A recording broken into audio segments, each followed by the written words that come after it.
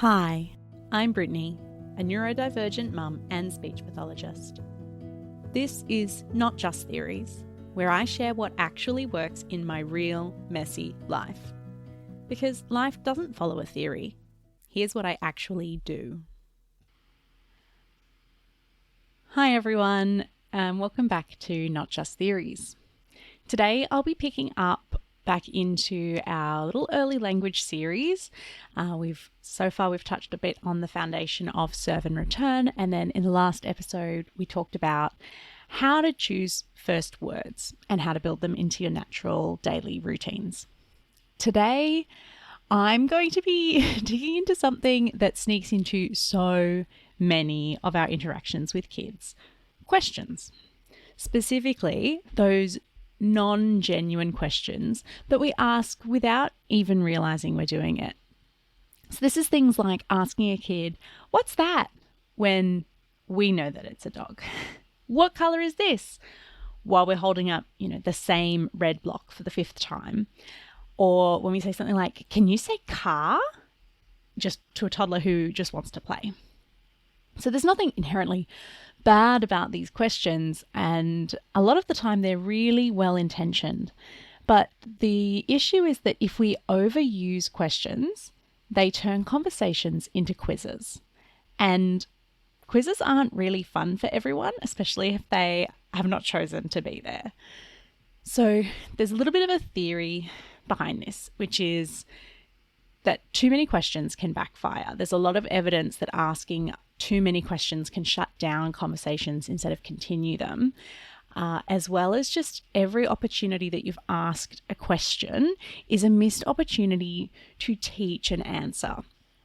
So if you think about if you held up a toy cow and you said, "What's this?" that child is not hearing you say the word cow. So if they don't know the word cow yet, and you're asking them they don't know the word yet, you've missed an opportunity to teach them that word. If they do know the word cow and you ask them, "What's that?" and they say cow, again, you've missed an opportunity to teach them something that they didn't know. So by focusing on saying, "What's that?" or quizzing what they already might know or not know, it's just not a useful interaction unless both of you are finding it fun. There's nothing wrong with enjoying trivia or enjoying quizzes. There are ways you can do this that are fun. So I know one of the examples that I always give parents to just make sure that they know what I'm talking about is we're not talking about eliminating things like, "Oh, where's your nose? Where's your tummy?" in a world where the child is enjoying showing you where their nose is or enjoying showing you where their tummy is. And it's like a fun interaction for both of you. Or if you were to say, "What sound does a cow make? What sound does a cat make?" And the kid is clearly enjoying doing those animal sounds back. So we're not talking about that, where it's a fun interaction for everyone. We're talking about those conversations. You'll probably see it happen anytime you're observing parents interacting with children at the park. It's like, "What are you doing? Are you on the swing? What's that? What did you find?" And the kid's just sitting there trying to play and they're not actually engaging in that conversation. So that's when you really notice that questions can shut down a conversation, because it really adds to the pressure that your child might be feeling, and pressure just shuts down communication. You've missed that chance to model new words in context. So instead of asking a kid, "What's that?" when they already know the word cow, you could have said, "This is a brown cow." You could have said, "This is a milk cow." You could have said, "This is a happy cow." You could have said, "This cow has udders." Literally just anything about that cow other than just asking them to say a word that they already know. They already know that you know it. And really, what's the purpose of that interaction? I think a lot of the time parents, caregivers, adults, when they're asking kids questions, what they're trying to do is connect. So they're saying something like, "Who's that on your shirt?" or "What have you found there?" And the aim is to start a conversation. But actually, that conversation is going to be really adult-led. A lot of the time, the child's not going to engage in it as much as if you let the child lead it instead. So again, it's not that there's a problem with asking a question to start a conversation to a child if you're trying to connect. But if that's your purpose, then thinking about, is there a way that I could do this better? So again, that serve and return framework reminds us that Kids learn best when we notice their interests and build on them, not when we start a conversation and turn it into a bit of a mini quiz. So if a kid comes up to you and all you want to say is, "Who's that on your shirt?" because you want to start a conversation about it, try and see if you could frame it as a comment instead. So, ideally you'd wait for the kid to serve, but we're taking that aside and we're going, okay, this is an adult-led conversation. How can we make the adult-led conversation more full of connection? They could come up, you could look at their shirt, and instead of saying, "Who is it?" you could say, "Oh, I see Bluey on your shirt," and just wait. And if it is Bluey, if you got it right, they might say yeah, or they might just smile at you. But again, you haven't put any pressure on that child to say anything, and children are so much more likely to interact with an adult who doesn't pressure them. You might see it a lot of the time if you're a parent and you've got a kid who sometimes just naturally seems to just respond really well to an adult that they've never met before, and then to another adult they almost blank them. Pay attention to how those adults interact with them and notice whether there's a difference in the number of questions that child is having directed at them. So a lot of kids are almost like cats. You've got to wait for them to come to you and just put no pressure on them. So I've seen it happen with my daughter time and time again. We go somewhere that she doesn't necessarily know the adult really well, and if they just wait for her to either come to them, so really going with that serve and return framework, that's when she has the best time with them. There's a really nice in-between, which is when the adult needs to create an interaction. So say we're at a doctor's surgery or something and they really do need her to talk to them, or when we took her to see a speech pathologist, the times I've noticed her really start interacting with that person is when they lead with comments instead of questions. And it's things like, "Wow, I see you have sparkly shoes," or, "Oh, you have Bluey on your shirt. My favorite person from Bluey is Bingo." And so they're starting with this little comment, but it's an invitation to join into a conversation. Rather than asking, "Is your favorite character Bluey?" saying who their favorite is and then just waiting gives the child the chance to respond. So this works across all language levels. Again, it works with your 1-year-olds, it works with your 3-year-olds. With the 1-year-olds, obviously, we're not waiting for them to start the conversation with a word necessarily, but by waiting for them to respond to you when you've made a comment instead of a question. Again, it's sort of leaning back into that serve and return interaction where you're going to be, it's a low pressure conversation. The child can be in charge of it, but using comments instead of questions really introduces more ideas into the conversation. Because asking questions, like I said earlier, it's just not teaching them anything new. So if I were to talk through sort of what the difference of this, what it might look like, if you were at the park and a child pointed to the slide and the adult said, "What's that?" or "Can you say slide?" You've got sort of two possible things that the child might do. They might ignore you entirely and not do what you've asked, or they might copy you and say slide. But if you were responsive and instead of testing the child, you said, "Slide, let's go to the slide," you've got a few options. Again, the child may say nothing, and that is absolutely okay. Strategy is not about forcing children to say words. What it is about teaching words. So instead of saying, "What's that?" by saying, "It's a slide," the child has heard that word. By modeling a phrase like, "Let's go to the slide," your child might copy that final word. They might say slide, same as if you got them to say, "Can you say slide?" They might still choose to say that single word, but you're also modeling that next step up of "Let's go to the slide," or "Go to the slide," or "Let's go." And your child might copy the "let's go" part, and that's fantastic. So thinking about what's the cost of asking the question, and the cost is a missed opportunity to teach something else and a missed opportunity at a low pressure connection moment. If your child sees a dog and is excitedly pointing at it and you say, "What's that?" that's a missed opportunity to say dog, or "It's a big dog," or "The dog says woof," or "You love the dog." Again, all much more language-rich sentences than just "What's that?" So just really thinking about what are you aiming for in that interaction with your child. If you're aiming for connection, comments are going to do a better job than asking the question. If you're aiming for teaching, comments are going to do a better job than asking the question. The only time that you should be asking questions to your child is when you don't know the answer. Like, are you hungry? Are you tired? Do you need to go to the toilet?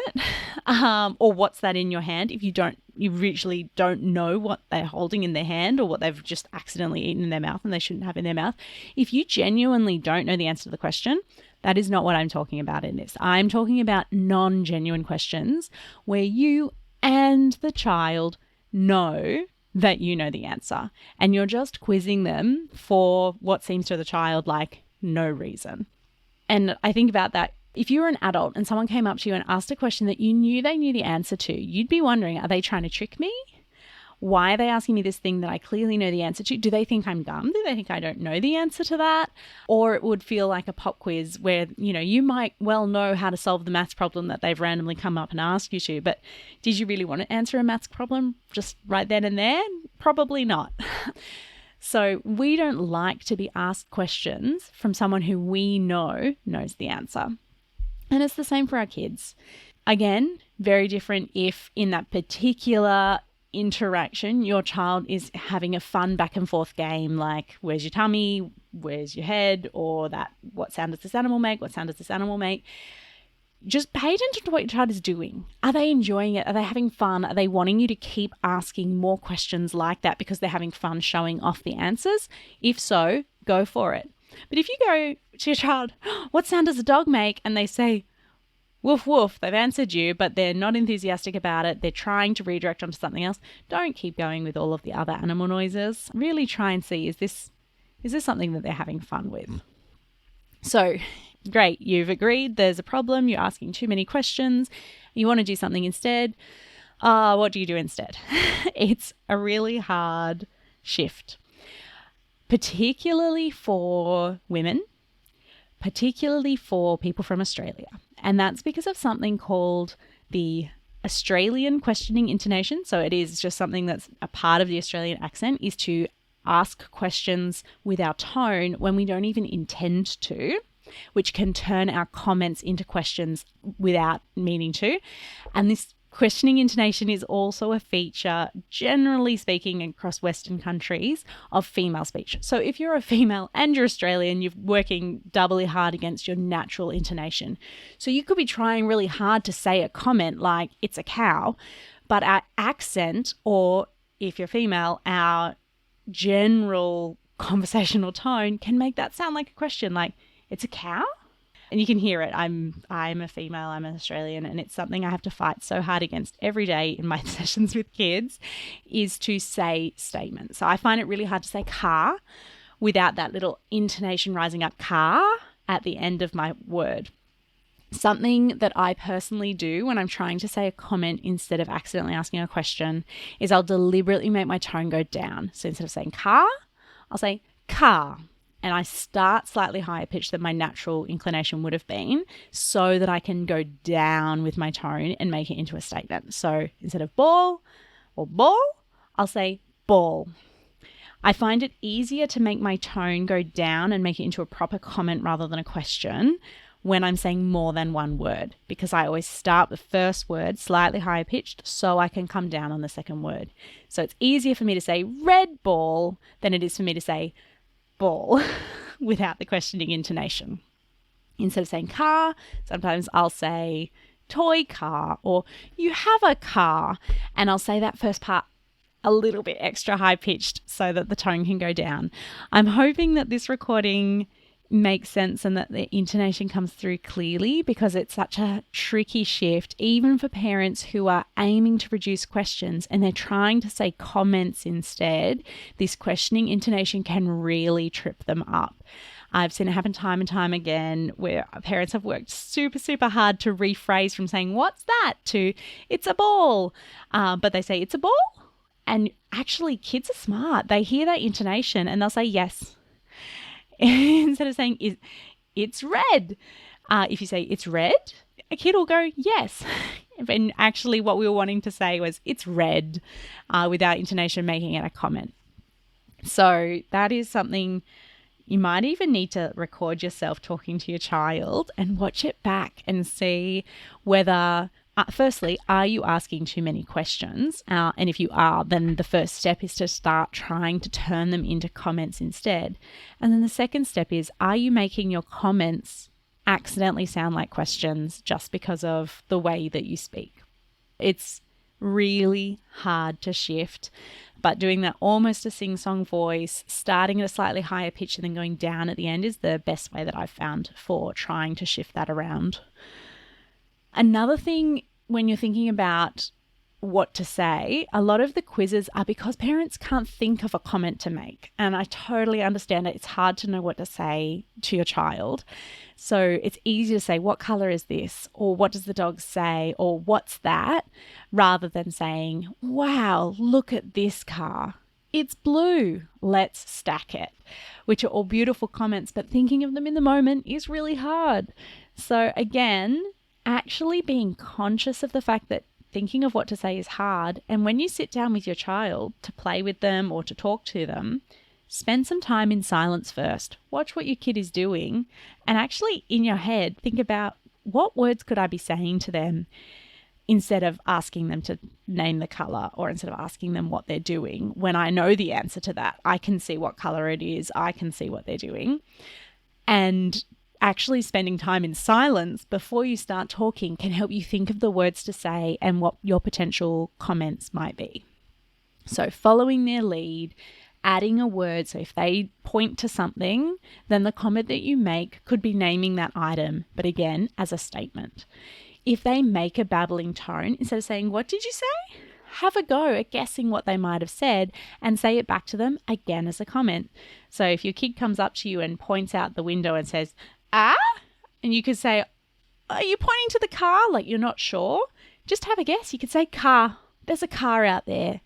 Whereas if you say, are you pointing to the car? You're either going to be right and they say yes, or you're wrong and they say no.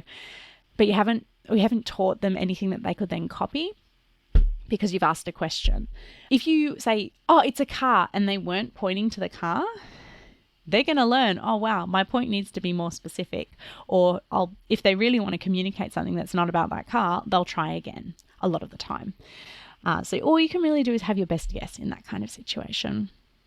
If your child hands you something, instead of saying, what's this? They've given it to you. You can see what it is. Just look at it and name it. Oh, a cow. You found the cow.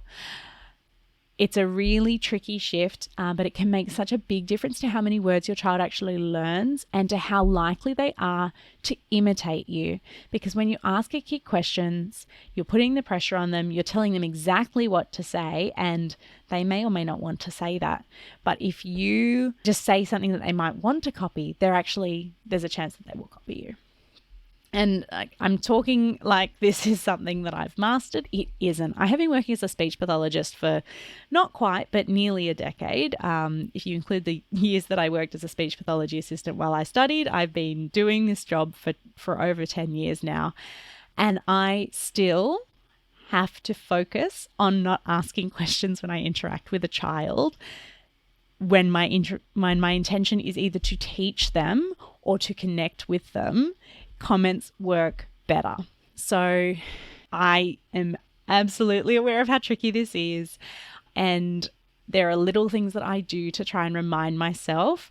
And I still catch myself sometimes asking a question. And you know what? If I ask a question and I can tell that the kid feels like they've been put on the spot, or they're feeling pressure, or they're not feeling interested in answering it, I turn that question into a comment. Like if I say, what's that on your shirt? When a kid comes in for their first assessment with me and I can see that they're feeling really reluctant to talk to me and a bit shy, I don't force them to answer the question and leave it silent, or have the parent think, oh, I've got to make my kid talk to this person. I answer it for me. I go, I think it might be Bluey. Oh, I love watching Bluey. My favorite character is Mackenzie, whoever it is that I want to talk about that day. So if you caught yourself asking a question, or you realize that you've accidentally used your tone to ask a question, that's fine. Turn it into a comment and say it as well. It really takes that pressure off. It's giving your child the modeled answer to the question, and it gives you that chance to reconnect with them.